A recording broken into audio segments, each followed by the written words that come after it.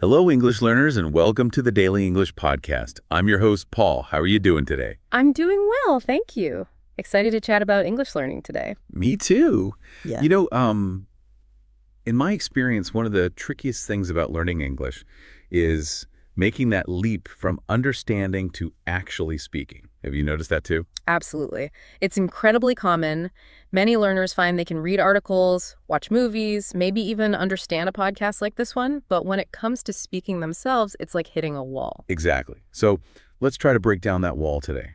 And to start, why do you think this happens? Why is speaking so much harder than understanding? Well, think about it like learning any new skill. Let's say you want to learn to play the piano. Okay. You can listen to beautiful piano music for hours, understand the melody, but that won't magically make your fingers dance across the keys. That's a great analogy. Yeah. So listening and understanding are like observing the skill, but speaking is where we need to train our language muscles, so to speak. Precisely. And just like with piano, speaking requires practice, building muscle memory, and coordinating a whole bunch of mental processes. Plus, there's the added element of confidence, which we'll get to later. Okay, so practice is key. Now, one thing I've noticed is that many learners get stuck in the habit of translating everything in their heads. They think in their native language, then try to translate it into English before speaking. What's your take on that? It's a huge roadblock. Imagine trying to have a smooth conversation while constantly flipping through a dictionary in your mind. Right. It just slows everything down. Right. And it can make the spoken English sound unnatural or hesitant. So how can we get out of that translation trap? One powerful technique is called thinking in English. It sounds simple, but it takes conscious effort. Thinking in English. So instead of translating, I should try to form my thoughts directly in English. Exactly. It's like shifting gears in your mind. Instead of seeing English as a code to be deciphered, you start to internalize it as a natural way to express your thoughts. Okay, I'm intrigued. But how do we actually do that? I mean, it's not like I can just flip a switch and start thinking in a different language. It's definitely a process, but there are some practical steps you can take. One of the most effective is to create an immersive environment, even if you're not living in an English-speaking country. So surround yourself with English as much as possible. Exactly. Listen to English music, watch movies or TV shows, read books, even change the language settings on your phone. So it's about exposing yourself to the rhythm and patterns of the language, almost like training your ear to think in English. Precisely. Oh. And the more you immerse yourself, the less you'll rely on translation. You'll start to notice that English phrases and expressions pop into your head more naturally. That makes a lot of sense. It's like building a mental library of English ready to be used when you need it. But I imagine this takes time and dedication. It does. But even small steps can make a big difference. Remember, we're building a habit here. Okay, so consistency is key. Now, besides this thinking in English idea, are there any other common pitfalls that you see learners falling into when it comes to speaking? One big one is the fear of making mistakes. I think this holds so many people back from actually opening their mouths and practicing. Oh, absolutely. The fear of sounding silly or saying the wrong thing. I think we've all been there. So how can we help learners overcome that fear? Well, first, it's important to remember that everyone makes mistakes. It's part of the learning process. I mean, even I make mistakes sometimes, and English is my native language. That's reassuring to hear. But I think it's easy to forget that when you're feeling self-conscious about your speaking. Absolutely. So the key is to shift your perspective on mistakes. Instead of seeing them as failures, see them as opportunities to learn and grow. Every mistake is a chance to improve your pronunciation, grammar, or vocabulary. So it's like those fail videos we see online, where people laugh at themselves and learn from their mishaps. It's about taking ourselves less seriously and focusing on the learning process. Exactly. Embrace those mistakes, learn from them, and move on. Okay, that's great advice. Yeah. Now, I know we've talked about practicing speaking and getting over the fear of making mistakes, but are there any specific techniques or exercises that you find particularly helpful for developing speaking fluency? Oh, absolutely. There are a few techniques that can really boost your speaking skills, and one of my favorites is called shadowing. Shadowing. I've heard of that, but I'm not entirely sure how it works. Could you tell me more? It's actually a pretty simple concept. You listen to a native speaker, like someone on a podcast or in a movie, and you try to repeat what they're saying almost simultaneously. It's like a shadow following the speaker's voice. Precisely. You're mimicking their pronunciation, intonation, even the rhythm and pacing. It's like a vocal workout for your English. That sounds interesting. So I could put on my favorite English podcast or TV show and try to talk along with the speaker. Exactly. It's a fun way to practice your pronunciation, get comfortable with the flow of English, and even pick up new vocabulary and phrases. I can see how that would be helpful. It's like having a real-time conversation partner, even if it's just with a recording. Do you have any tips for making shadowing more effective? One tip is to start with short segments. You don't need to shadow an entire movie at once. Choose a scene you like, maybe a minute or two, and focus on that. Then, as you get more comfortable, you can gradually increase the length of the segments. Okay, so start small and build up gradually. What else? Another tip is to pay attention to the details.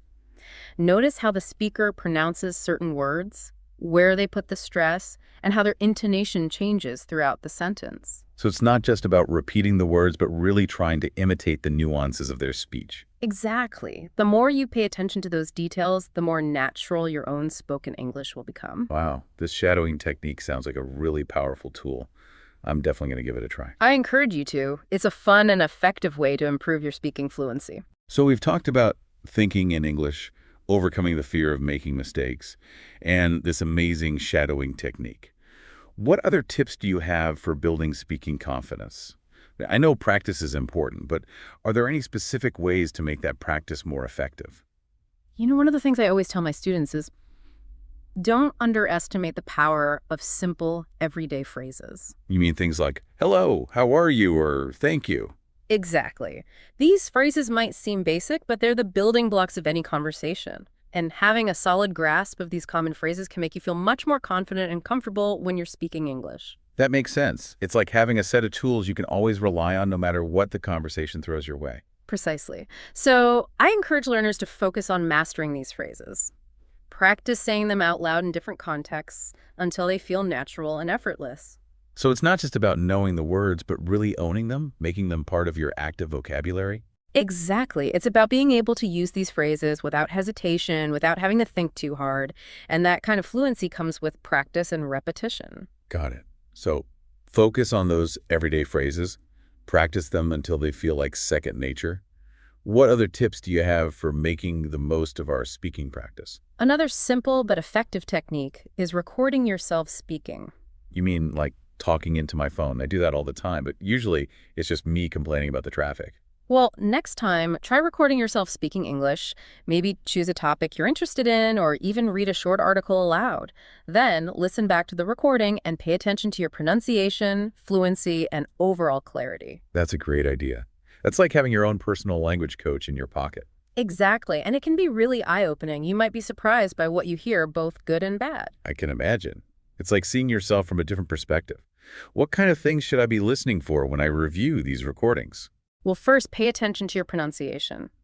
Are you pronouncing words clearly and correctly? If not, try to identify the specific sounds you're struggling with and practice them in isolation. Okay, so pinpoint those tricky sounds and work on them specifically. What else? Next, focus on your fluency. Are you speaking smoothly and confidently, or are you hesitating a lot and searching for words? If you're stumbling, try to practice those phrases or sentences more until they flow more naturally. So it's about identifying those areas where I'm getting stuck and smoothing them out with more practice. Precisely. And don't be afraid to experiment. Try different intonations, different speeds, different ways of expressing yourself. It's about playing with the language and finding what feels most comfortable and natural for me. Exactly. The more you experiment, the more confident and expressive you'll become as a speaker. This is all so helpful. I feel like we're giving our listeners a real toolbox for improving their speaking skills. I hope so. And remember, the most important thing is to be consistent with your practice. Even a few minutes each day can make a huge difference over time. Consistency is key. Now, before we wrap up this part of our chat, I want to touch on a few key vocabulary words that we've been using. Great idea. Vocabulary is the foundation of any language. First up, we have the word fluent. It seems like everyone wants to be fluent in English, but what does that really mean? Well, fluency is about being able to communicate your ideas smoothly and effortlessly without having to pause or search for words. It's about feeling comfortable and confident in your ability to express yourself in English. So it's not just about knowing a lot of words, but being able to use them effectively in real-time conversation. Exactly. It's about having that natural flow of language where you can speak without having to overthink every word or grammar rule. That makes sense. And it sounds like achieving fluency is a journey, not a destination. Absolutely. It's a process of continuous learning and improvement. Well, this has been so insightful. We've covered a lot of ground today, from the importance of thinking in English to embracing mistakes and using techniques like shadowing to build fluency. I'm already feeling more motivated to practice. That's great to hear. And remember, the most important thing is to enjoy the journey. Learning English should be fun and rewarding. So find what works for you and keep practicing. Great advice. We'll be back soon with part 2 of this episode, where we'll dive even deeper into practical tips and strategies for improving your English speaking skills. Until then, keep practicing and stay motivated. Welcome back to the Daily English Podcast. We're continuing our conversation about making that leap from understanding English to speaking it confidently. And in the last part, we talked about some really important foundational concepts like thinking directly in English and embracing those inevitable mistakes as part of the learning process. Exactly. And we also touched on some really cool techniques like shadowing, which I'm personally excited to try out. It's a game changer. But today I wanted to dig a little deeper into the why behind this struggle, because you're right, it is a leap, and understanding the brain science behind it can help us approach the challenge more strategically. Okay, I'm all ears. Brain science, this is getting interesting. So when we learn a new language, it's not just about memorizing words and grammar rules. It's about rewiring our brains to process and produce that language. Rewiring our brains, that sounds intense. It's not as scary as it sounds. Think about it like this. Your brain has these incredible networks of neurons, and every time you learn something new, you're essentially strengthening those connections or forging new pathways. Okay, so learning a language is like building new roads in our brains, connecting different areas that handle things like vocabulary, grammar, and pronunciation. Precisely. And when it comes to speaking, there's this fascinating area of the brain called Broca's area, which plays a key role in speech production. Broca's area. So this is where our thoughts get transformed into spoken words. Exactly. And the thing is, Broca's area needs to be trained specifically for the language you're learning. Just understanding English doesn't automatically activate those neural pathways in the same way that speaking does. That makes a lot of sense. So even if I can understand spoken English, my brain still needs specific trainings to produce those sounds and sentences. Exactly. It's like having all the ingredients for a delicious cake but not knowing how to bake it. You need the recipe and the practice to transform those ingredients into something amazing. Okay, I love that analogy. So we need to train our brains to bake spoken English. But I know that for many learners, there's this mental block when it comes to speaking. It's like their brains know the words, but their mouths just won't cooperate. You're absolutely right. And that's where the psychological aspect of language learning comes in. Because it's not just about the mechanics of speech production, it's also about overcoming those mental barriers. Mental barriers, like what? Well, one big one is the fear of judgment. Many learners are afraid of making mistakes, of sounding silly, or of being misunderstood. Oh, definitely. I think that fear holds so many people back from actually opening their mouths and practicing. It's totally understandable, but here's the thing. Those fears are often amplified in our own minds. We tend to be much harder on ourselves than others are. That's so true. We overthink and overanalyze every little mistake, which can make the whole speaking experience feel really intimidating. Exactly. So one of the keys to overcoming this mental block is to shift our perspective. We need to be kinder to ourselves and embrace those mistakes as part of the learning process. So it's about giving ourselves permission to stumble and sound imperfect. Absolutely. Think about it. When a baby is learning to walk, they fall down countless times. But they don't give up. They keep getting up and trying again. And eventually they're running marathons. So we need to approach language learning with that same kind of resilience and self-compassion. Exactly. It's about celebrating those small wins, those moments when we push past our comfort zones and try something new, even if it doesn't come out perfectly. I love that. It's about focusing on the progress, not the perfection. Precisely. And the more we practice, the more confident we'll become, and the less those mental barriers will hold us back. Now, we've talked about training our brains for speaking and overcoming those mental blocks. But are there any specific techniques or exercises that you find helpful for actually getting those words flowing more naturally? Oh, absolutely. There are tons of fun and effective techniques out there, but one that I found particularly helpful, especially for learners who struggle with hesitancy, is something called chunking. Chunking, what's that? It's a technique where you break down sentences or phrases into smaller, more manageable chunks. Instead of trying to memorize or produce a whole sentence at once, you focus on mastering those smaller pieces first. Okay, so instead of trying to say, I would like to order a cup of coffee, please, all in one go, I might break it down into, I would like to order a cup of coffee, please. Exactly. You're essentially creating building blocks that you can then put together to form more complex sentences. So it's like building a tower with Lego bricks. You start with those smaller pieces and gradually build up to something bigger and more impressive. That's a great way to put it. And the beauty of chunking is that it helps reduce cognitive overload. When you're focusing on those smaller chunks, it feels less overwhelming, and you're more likely to speak with fluency and confidence. That makes a lot of sense. It's about breaking down the complexity of language into bite-sized pieces that our brains can process more easily. Precisely. And the more you practice chunking, the more natural it will become to string those chunks together into longer, more fluent sentences. I can already see how this would be helpful, especially for learners who feel intimidated by speaking in complete sentences. Absolutely. It's a great way to build confidence and reduce anxiety. So we've talked about chunking, but I know there's another technique that you're a big fan of. Shadowing. Ah, yes. Shadowing is like a secret weapon for language learning. It's one of the most effective ways to improve your pronunciation, intonation, and overall fluency. We touched on it briefly in the last part, but could you remind us how it works? Sure. It's really simple. You find a piece of audio or video in English, something you enjoy listening to, and you try to speak along with the speaker, mimicking their pronunciation and rhythm as closely as possible. So like having a real-time conversation partner, even if it's just with a recording. Exactly. And the key is to really focus on those details. Notice how the speaker pronounces certain words, where they put the stress, and how their intonation changes throughout the sentence. So it's not just about repeating the words, but really trying to embody their way of speaking. Precisely. The more you pay attention to those subtle nuances, the more natural your own spoken English will sound. I'm definitely going to try this. It sounds like a fun and engaging way to practice.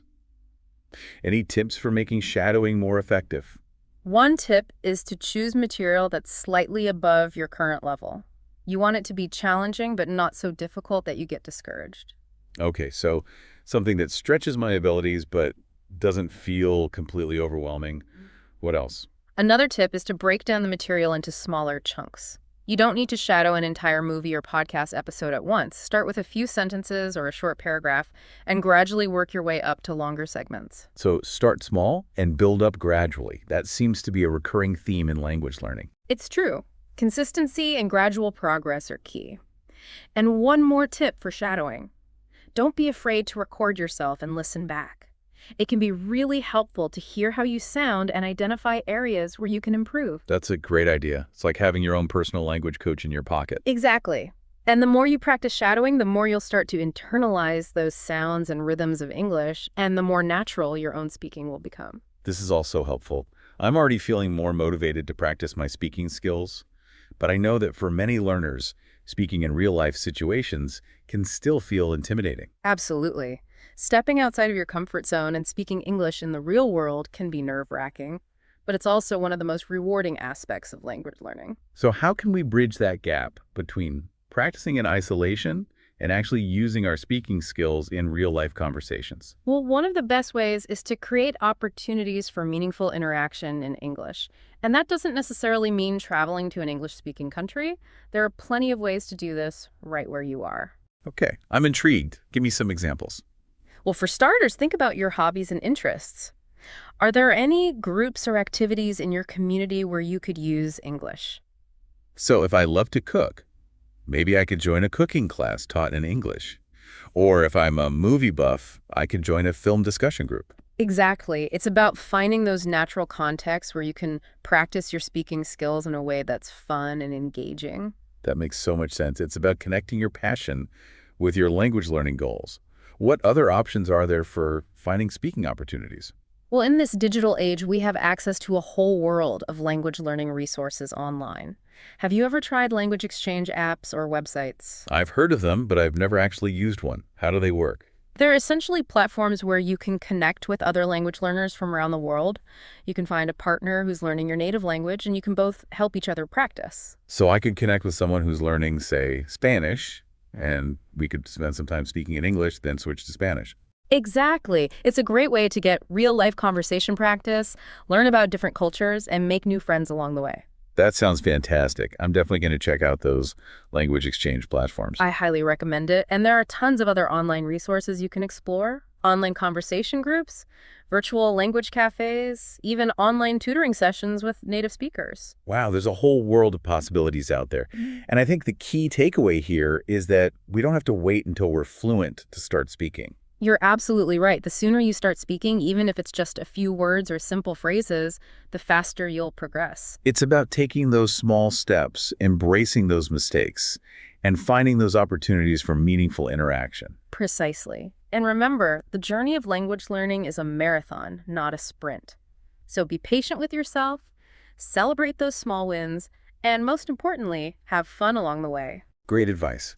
We've covered so much ground in this part of our conversation, from the brain science behind speaking to finding real-life opportunities to practice.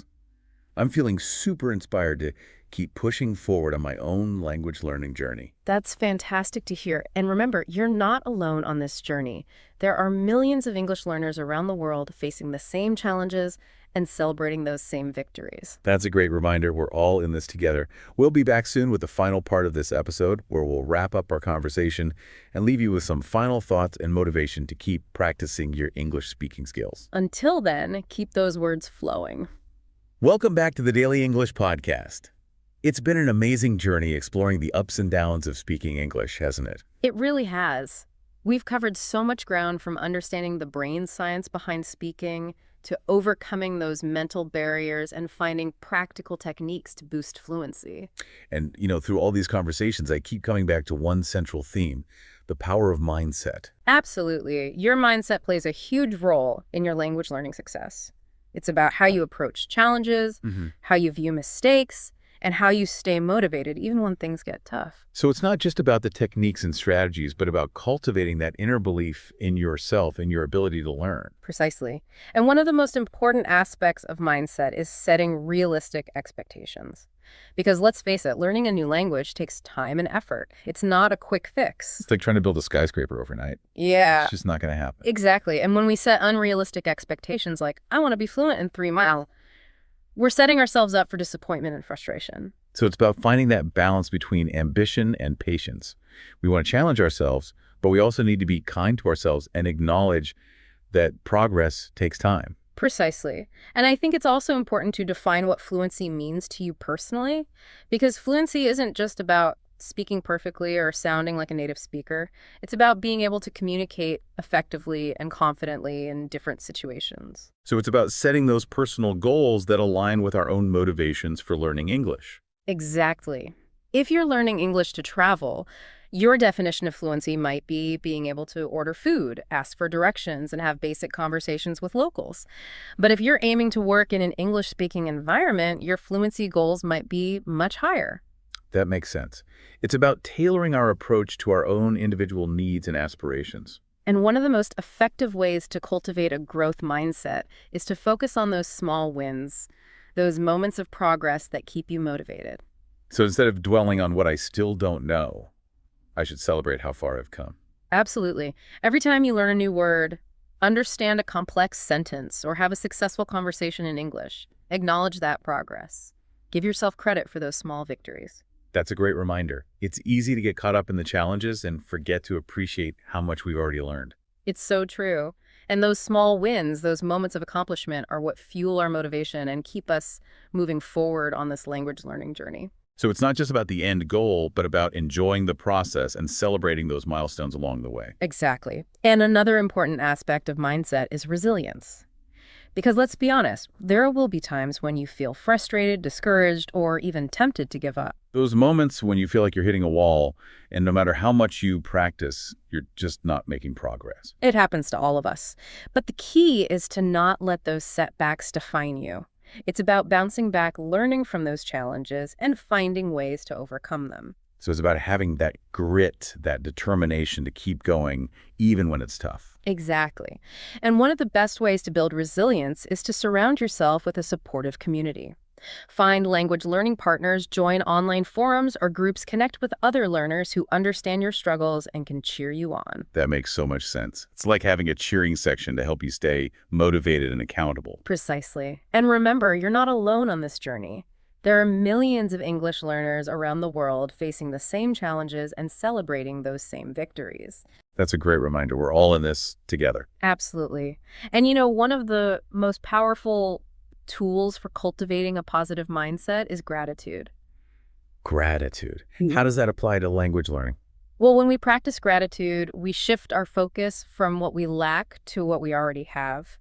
And in the context of language learning, there's always something to be grateful for. Like the fact that we have access to so many amazing resources, online courses, language exchange apps, podcasts like this one. Exactly. And even if you're just starting out, you can be grateful for the opportunity to learn a new language, to connect with different cultures, and to expand your horizons. That's a beautiful perspective. It's about appreciating the journey, not just the destination.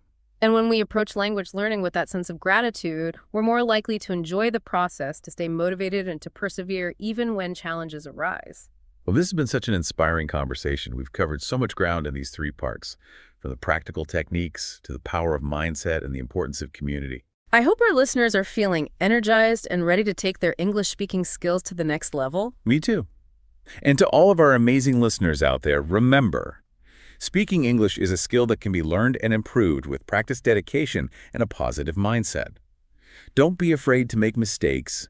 Embrace those challenges and celebrate those small victories along the way. Absolutely. And remember, we're here to support you on your language learning journey. If you enjoyed this episode, be sure to subscribe to our channel for more helpful tips and strategies. And don't forget to share this episode with your friends who are also learning English.